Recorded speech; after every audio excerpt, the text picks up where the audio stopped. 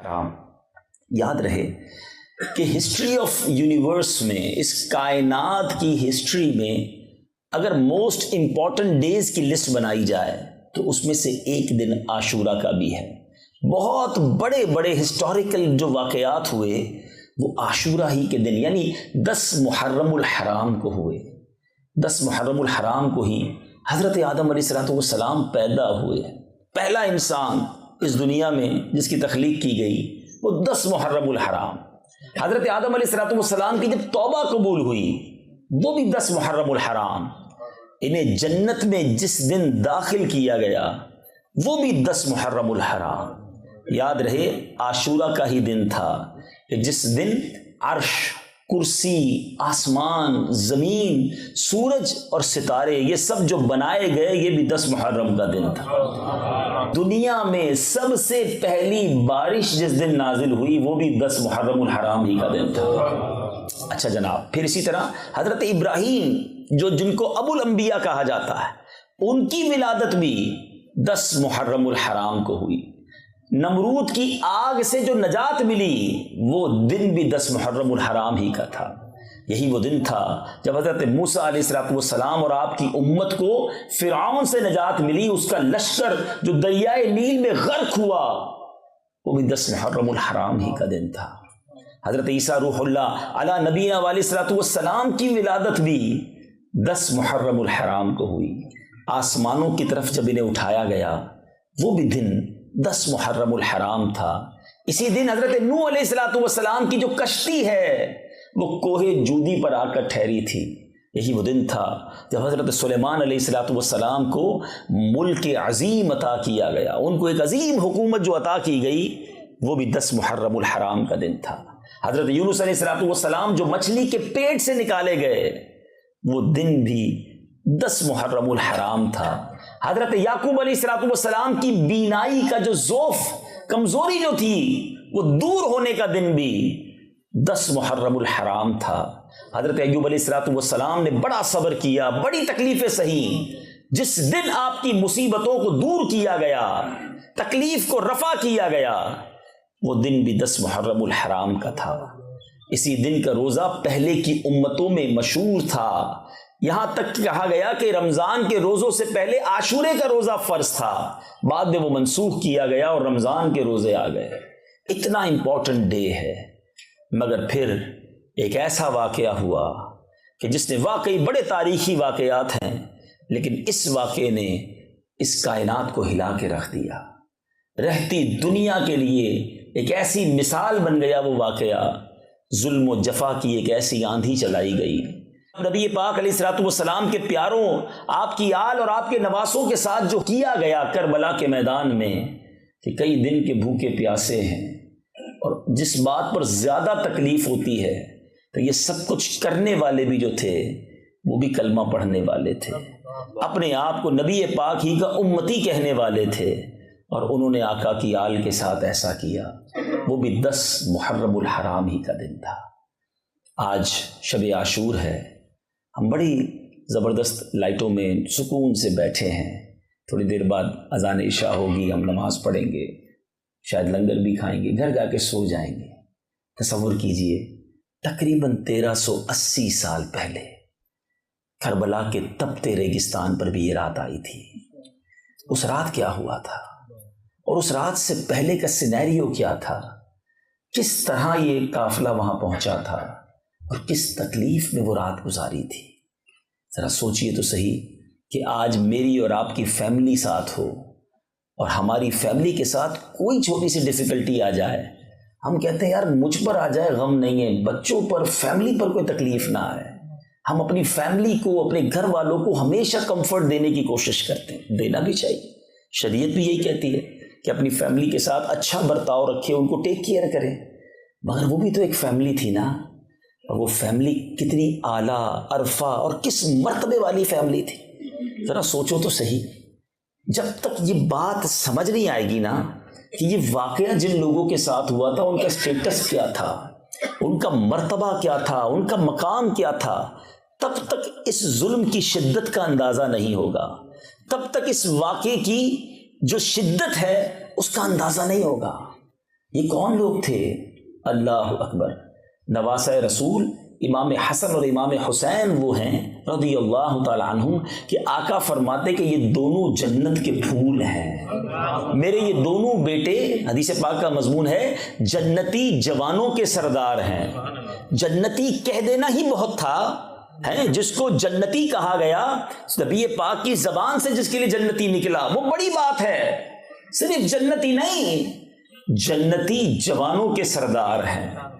یہ وہ لوگ ہیں، امام حسین کے بارے میں آتا ہے، آقا فرماتے حسین مجھ سے ہیں اور میں حسین سے ہوں۔ نبی پاک کے امام حسین اور امام حسن کا ایک بڑا کمال کا ایک لقب ہے، بہت سارے القاب بڑے بڑے بزرگوں کو ملے مگر یہ لقب کسی اور کو نہ ملا، اور وہ یہ ہے راکب دوش مصطفیٰ۔ علماء بیٹھے ہیں، یہ کمال کی بات ہے۔ راکب کس کو کہتے ہیں؟ راکب کہتے سواری کرنے والے کو، سوار کو، ٹھیک ہے۔ دوش کہتے کاندھوں کو، یعنی نبی پاک کے کاندھوں پر سواری کرنے والے۔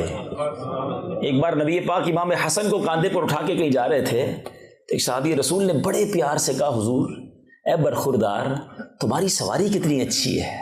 بڑا پیار سے نبی پاک کے کاندھوں پر تھے کہ برخوردار تمہاری سواری کتنی اچھی ہے۔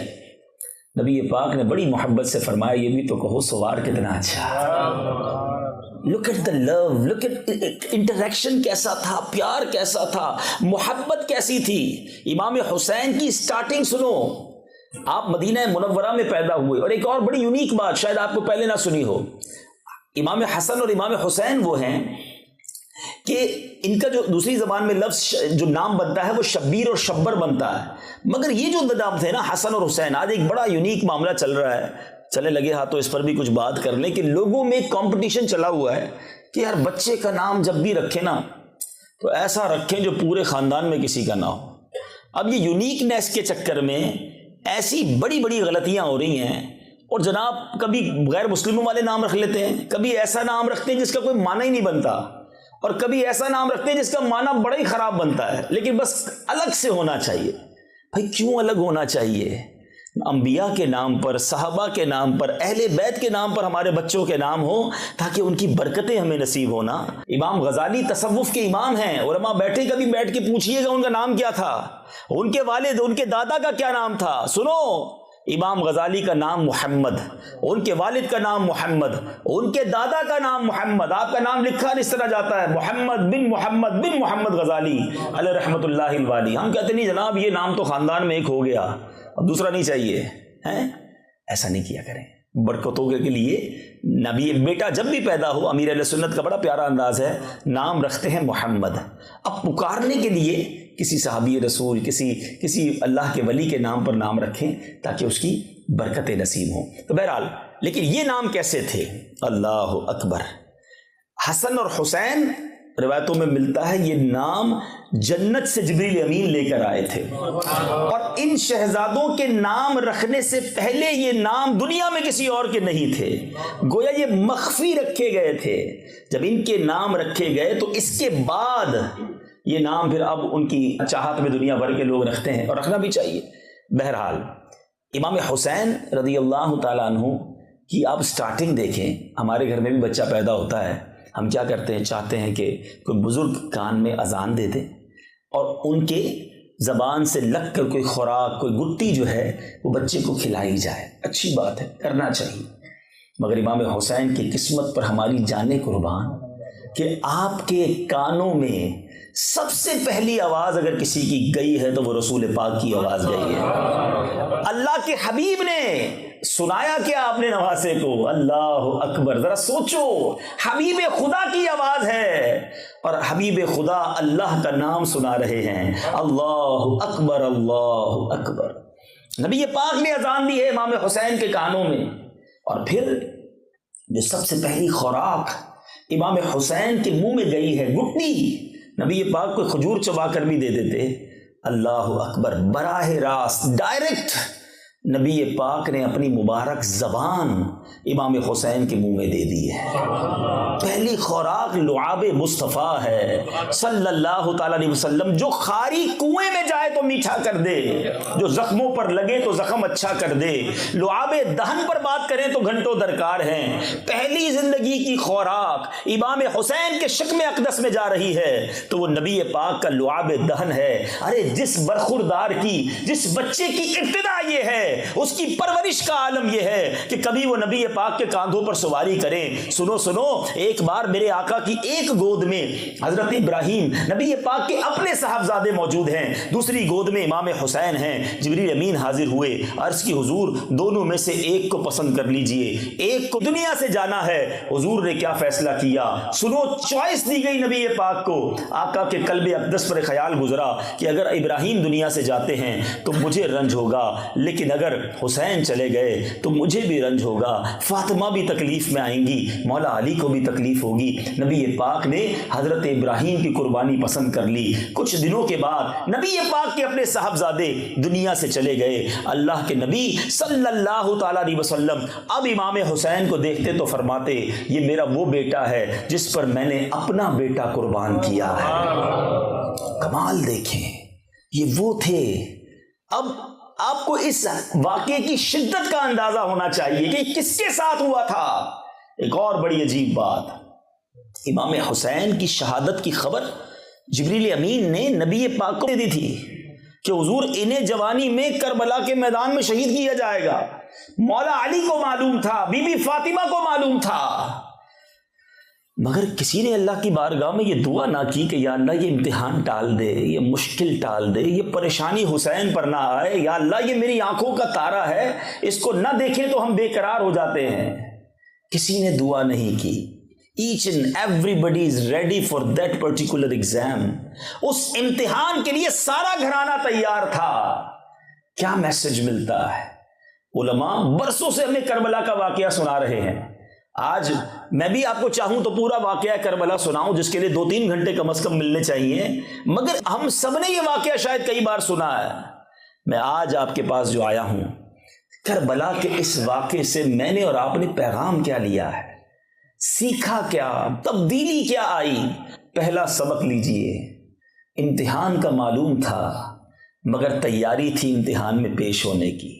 پیچھے نہ ہٹے، شکوے نہ کیے، شکایات نہ کی، کمپلین نہ کی، بلکہ کربلا کے میدان میں آنکھوں کے سامنے لاشیں گرتے رہے۔ کسی ایک اہل بیت کے فرد نے اللہ کی بارگاہ میں یہ نہ کہا کہ مولا ہم تو نمازیں بھی پڑھتے ہیں، ہم تو روزے بھی رکھتے ہیں، ہم تو آل رسول ہیں، اے اللہ نبی پاک تو ہمیں یہ کہا کرتے اور ہمارے ساتھ یہ ہو رہا ہے۔ انہوں نے نہ کہا۔ اور آج ہم پر تھوڑی سی مشکل آ جائے، تھوڑی سی پریشانی، تھوڑا سا کاروبار ڈاؤن، تھوڑا سا جاب میں پرابلم، تھوڑا ڈاکیومنٹس کا مسئلہ، تھوڑا فیملی ایشو ہے، تھوڑی طبیعت خراب، کیا کرتے ہیں؟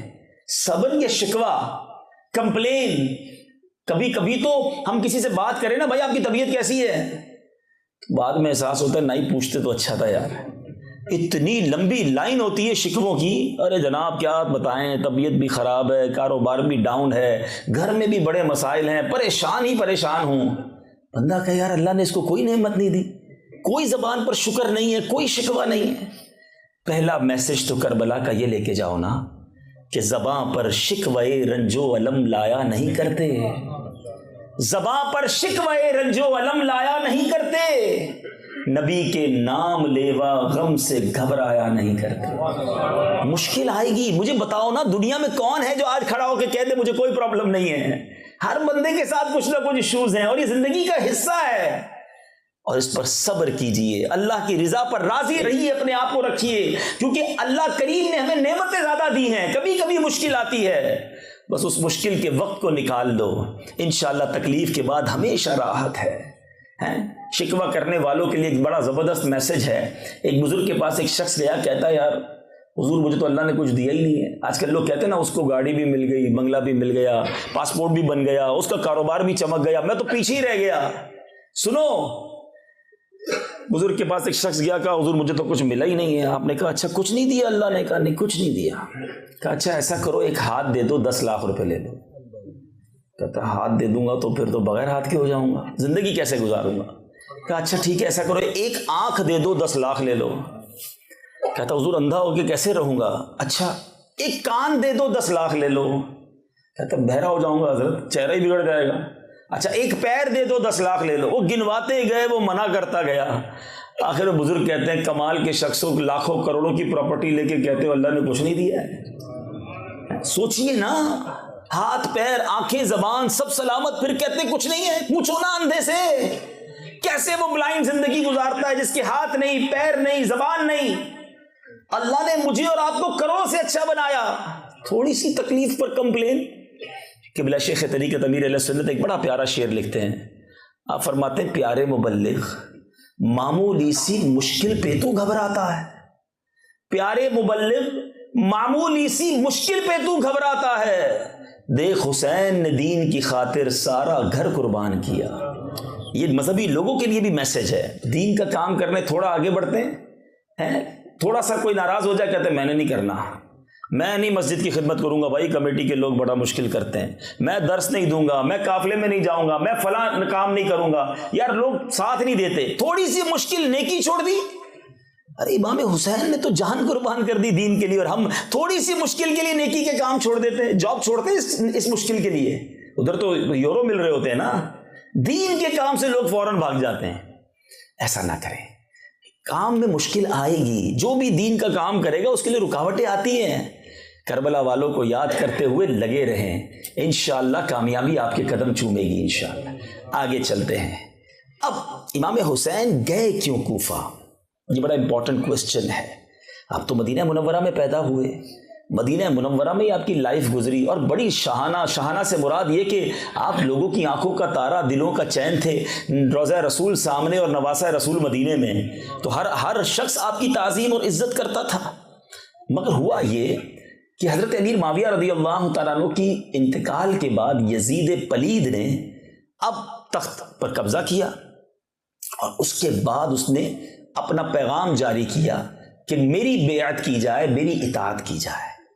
شام کے لوگوں نے تو اطاعت کر لی کافی لوگوں نے، مگر کوفہ کے لوگوں نے امام حسین کو خط لکھے کہ حضور ہم اس شریر کی اطاعت نہیں کرنا چاہتے، آپ کرم فرمائیں، ہم آپ کے ہاتھ پر بیعت کریں گے۔ مدینہ شریف میں بھی کئی صحابہ کرام موجود تھے، ان کو بھی پیغام بھیجا گیا کہ آپ بھی یزید کے ہاتھ پر بیعت کریں، اور انہوں نے بھی بیعت نہیں کی۔ امام حسین اگر یزید کے ہاتھ پر بیعت کر لیتے نا تو مہینے کے لاکھوں لاکھ روپے آپ کو وظیفہ دیا جاتا، آپ کو زبردست عزت دی جاتی، آپ کو انعام و اکرام سے نوازا جاتا، بڑی بڑی آفرز کی گئی، سارے صحابہ کو بھی کی گئی، اور امام حسین کو خاص کی گئی۔ یزید بھی جانتا تھا کہ اگر امام حسین نے بیعت کر لی پھر تو ساری دنیا کر لے گی نا، نبی کے نواسے ہیں۔ لیکن امام حسین جانتے تھے کہ یزید کے ہاتھ پہ بیعت کرنے کا مطلب یہ ہے کہ اب اس نے جتنے بھی غلط کام کرنے اس کو سرٹیفکیٹ مل جائے گا، انڈوز ہو جائے گا کہ امام حسین نے اس کی بیعت کر لی، پھر ٹھیک ہے سارا کچھ۔ امام حسین نے باطل کے آگے سر نہیں جھکایا، خود بھی بیعت نہیں کی، اور جو کوفہ سے کنٹینیو لیٹر آ رہے تھے وہ بھی آپ کے سامنے تھے۔ انہوں نے کہا حضور آپ آئیے، ہم آپ کا بھرپور استقبال کریں گے، عزت کے ساتھ آپ کو بٹھائیں گے اور آپ کے ہاتھ پر بیعت کریں گے۔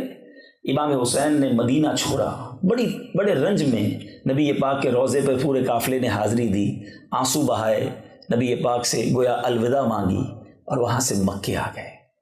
مکے شریف پہنچے تو بڑے بڑے صحابہ کرام امام حسین کے پاس آئے کہ حضور آپ نہ جائیں۔ اچھا یہ بھی صحابہ کو پتا تھا کہ امام حسین نے شہید ہونا ہے، تو اب یہ بھی خوف تھا صحابہ کے دل میں کہیں وہی واقعہ نہ ہو کہ امام حسین جائیں اور وہاں جا کے شہید نہ ہو جائیں۔ بڑی کوشش کی، امام حسین نے کہا چلو پھر اس کی بیچ کی راہ یہ نکالتے ہیں کہ پہلے کوئی نمائندہ بھیج دیتے ہیں جو وہاں کے حالات تو بتائے کہ جو لیٹر لکھا ویسے ہی حالات ہیں کہ نہیں۔ اب جب یہ مشورہ ہوا تو پھر ڈیسائیڈ ہوا کہ حضرت مسلم بن عقیل رضی اللہ تعالیٰ عنہ کو کوفہ بھیجا جائے۔ وہ اپنے بچوں کو لے کر کوفہ پہنچے، ادھر زبردست استقبال ہوا، 10-12 ہزار لوگوں نے آپ کے ہاتھ پر ہاتھوں ہاتھ بیعت کر لی، امام حسین کی بیعت پر آپ کے ہاتھ پر بیعت کر لی ان کی نائبی کے طور پہ۔ جب انہوں نے حالات دیکھے کہ سب لوگ اتنی محبت کر رہے ہیں، حضرت مسلم بن عقیل نے خط لکھا امام حسین کو کہ حضور تشریف لے آئیے، یہاں تو ٹھنڈی سڑک ہے، سب چیزیں بہتر ہیں، ایوری بڈی ویلکمنگ اس، یہاں بڑا پیار مل رہا ہے۔ یہ خط امام حسین کو ملا، اور اب یہاں جیسے ہی پتا چلا، یزید کو پتا چلا کہ یہاں تو معاملہ الٹ ہو رہا ہے، تو اس نے ابن زیاد کو گورنر بنا دیا، اور فوری طور پہ آرڈر جاری کیا کہ نعمان بن بشیر جو صحابی رسول ہیں ان کو معزول کیا جائے، کیونکہ وہ حضرت مسلم بن عقیل کو سپورٹ کر رہے تھے، ساتھ دے رہے تھے۔ فوری طور پہ ابن زیاد پہنچا، حضرت نعمان بن بشیر کو اس نے سائڈ پہ کیا، اور اب اس نے ایسی خطرناک پلاننگ کی کہ جو ہزاروں لوگ حضرت مسلم بن عقیل کا ساتھ دے رہے تھے